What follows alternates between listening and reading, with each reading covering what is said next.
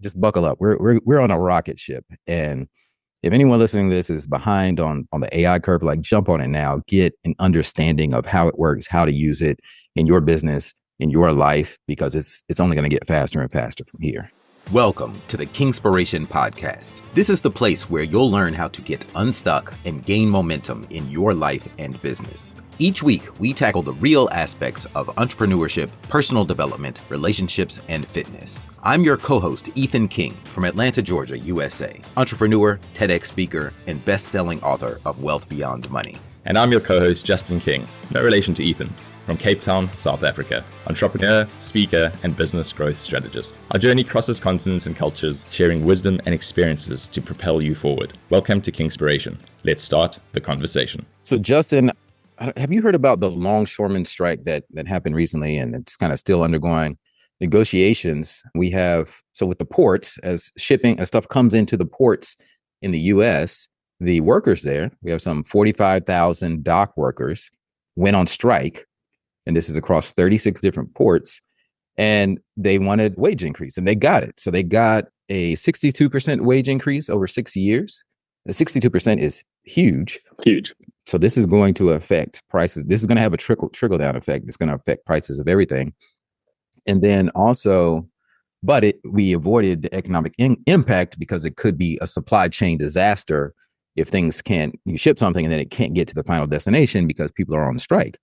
Yeah. So my thought, I talk about AI automation all the time, and I'm like, a lot of this could probably be automated with like robots. I mean, we just saw Elon Musk release the robots that can work in your house. Well, we could probably have robots working at the shipping docks. But as part of this agreement, they're putting in like no automation clauses to protect the workers. So what are your thoughts on that? Dangerous precedent to set. That's the immediate thought. Very dangerous precedent to set.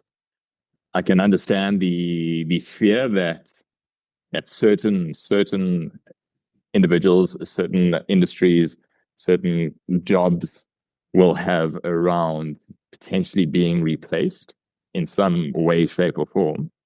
But I'm not too sure that holding economies to ransom is the answer to solving that going forward. And at the end of the day, if we writing into contracts that we cannot automate certain jobs or certain industries, who ultimately pays for it?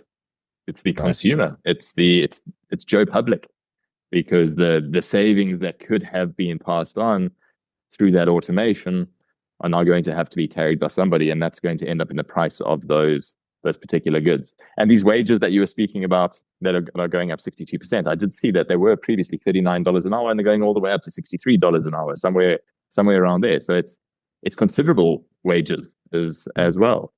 And that, as I say, that has to be carried somewhere. So immediate thought is a little bit worrying that we can hold an economy to ransom in order to get our way. There has to be a better way of embracing this, understanding that it is coming, or not even coming, it is upon us. How do we see it as a feature rather than a bug? Yeah. But at the same time, that is very easy to stand on the other side of a microphone, other side of a camera, speak about that in theory, and not necessarily be the one right now who is terrified about losing my job due to automation. Yeah, it's what an interesting time, because this could really slow down progress and innovation that, I mean, it's inevitable, right? I mean, in my opinion, it's inevitable. These types of jobs where you're just moving stuff from point A to point B, I'm surprised more of it isn't already automated. So it's like, on one hand, I understand they're human beings. They have a livelihood and they need the money to live, right? But on the other hand, you are, like you said, it's kind of like you're holding us hostage from progressing into the future, and you're really just holding us back. Well, what can be done? There has to be some middle ground, and these negotiations are set to happen over the next several years. There's not going to be an easy button to this, but I really think that we have to leverage automation in this, because it's going to keep prices lower for everyone. It benefits the greater good, right?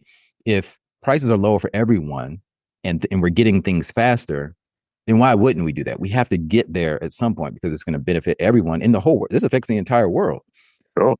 But right now, it's almost like saying, well, you need to pay me more, and you're not allowed to make this any more efficient. I'm going to continue to do my job the way I've been doing it. And you just need to pay me. This is more than double what you were paying me before. Now, just as a small business, if you had an employee say that to you, how would you handle Not well. it? I think I'd probably be way too empathetic in the way I handled it. I suppose the real challenge is where does one draw the line here? Also, this is so tricky. If we allow some of this, because there's obviously also been a lot of talk around a universal basic income. So if everybody's jobs get automated, everybody gets replaced by robots and AI, there should be enough income to pay everybody a fair wage, universal basic income that we could all survive, live off. Because there's no physical work that we've got to do, but there's enough going on. In a nutshell, that's the principle. So I don't know where this leaves one as far as heading towards that as a potential eventual outcome if everything got automated and we had everything being done by robots and AI. The reality is, though, I think every time there have been these, let's call them revolutions, these technological revolutions, while some people have lost their jobs, entire new industries come to the fore, which we could never have even thought would have existed quite a few years ago. And even if it's not too distant future that knowledge workers were not really a thing, sitting behind your desk all day, tapping on a metal box to do your work was not a thing. And now I'm going to hazard a guess. I don't know what percentage of global employees are knowledge workers. No, I mean, because you're right. It's inevitable because we had the agricultural economy, and then we went to the industrial revolution. Correct. People working in factories and stuff, and now it's just more knowledge workers, and we're shifting. Well, we've shifted, or in the middle of a shift, to where the knowledge workers can now work from anywhere. A lot of jobs can be done from home or from the beach or wherever. So I'm going to see if I get some stats on that. Yeah, we may get to the point where most of us end up having 5 jobs. You're working for 5 different companies at the same time, as an example, or 5 different roles within one organization, because the efficiencies and the productivity that automation allows you to have, and the skill set. Because now the skill becomes less about this is the interesting part. It's less now about being able to necessarily learn and retain the knowledge. It's more about being able to find the knowledge well, or get your AI tools to be giving you the correct knowledge, and that becomes the skill set that people are going to seek and be looking for. So again, there's always going to be a role for people to be playing, and can't even hazard a guess all the opportunities, new industries, new jobs that are about to just spring up that I can't even wrap my head around just yet. Oh yeah, first to get that stat, about 74% jobs, at least in America, 74% of Americans are considered knowledge workers. There you go. Among college grads, 89%. So that's almost 9 in 10 people are considered knowledge workers. So the majority of jobs are knowledge workers. So now let's look at where this is headed. Did you see the launch from Elon Musk with the robots? Yeah. That is, wow. I mean, this is going to change everything. I mean, the guys, no matter what you think of Elon, I mean, he is a genius, right? I mean, he makes awesome things that are progressing the world forward. And so I predict that the next phase of humanity, and like in the next few years, we're just going to become managers of AI and robots. And you ready to look at it? They're one and the same, right? Because these robots, that the Tesla robots, you can just have a conversation with them. It's like talking to ChatGPT. As the robot sitting there making drinks for you and entertaining your guests, you can have a conversation with it. And we're going to see more merging of that, where the hardware, whether it's a robot or it's your car or it's a device in your home, or whatever it is, you can have an AI-based conversation with it where it knows about you, and it can actually do real things on your behalf. And as AI continues to improve, we're going to see more and more agents. So have you heard of agents? So an AI agent is think of it like an app that you can build based on AI, but it can actually do things. So it's almost like a custom GPT in ChatGPT, except it can actually, let's say you have a marketing agent, and this agent is like a digital employee.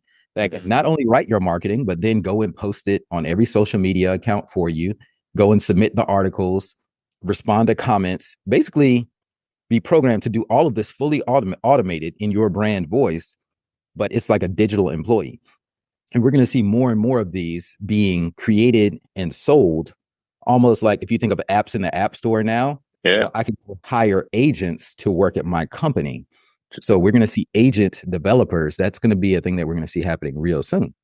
So between agents and robots and things like that, humans, we're soon going to be just managers of all of these digital employees, if you will. Yeah, and for the real pessimists, ultimately the robots and AI are going to take over the world, and we're just going to start working for them anyway. So we the wheel will turn full circle, and we'll still have a job or some form of role to play at some stage, I think. Of course. All right. Well, that's interesting. We'll keep an eye on this, and very it's going to be interesting to see how this unfolds, because I'm sure there will be twists and turns that we did not see coming. People really didn't see ChatGPT coming 2 years ago when it was launched. Nobody was expecting this awesome tool to drop on our doorstep for free that everyone has access to. And it's really changing the rate of innovation by, I mean, it's crazy. It democratizes everything. You don't have to be a programmer anymore. You can ask ChatGPT to code something for you, to create, like, I think they created the game Pong. Remember the old school video game? I think someone had ChatGPT write the code for Pong in like 30 seconds. I mean, just it's wild.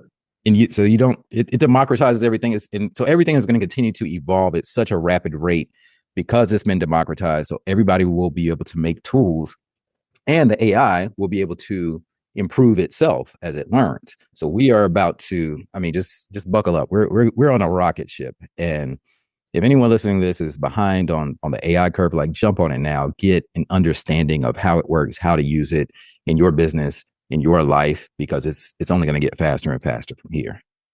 I think that's a good point to end it on. Everybody jump on the AI rocket ship ASAP. That's a wrap for today's episode of Kingspiration. We hope this conversation sparked insights to ignite action in your life and business. We're on this journey together, sharing our challenges and successes to help all of us take the next step towards building momentum and ultimately reaching our goals. If you found value in today's episode, please share it with someone else who might benefit and leave us a 5-star review. And remember to hit subscribe so you don't miss out on our weekly conversations. Until next time, keep rolling, keep growing, and keep being inspired.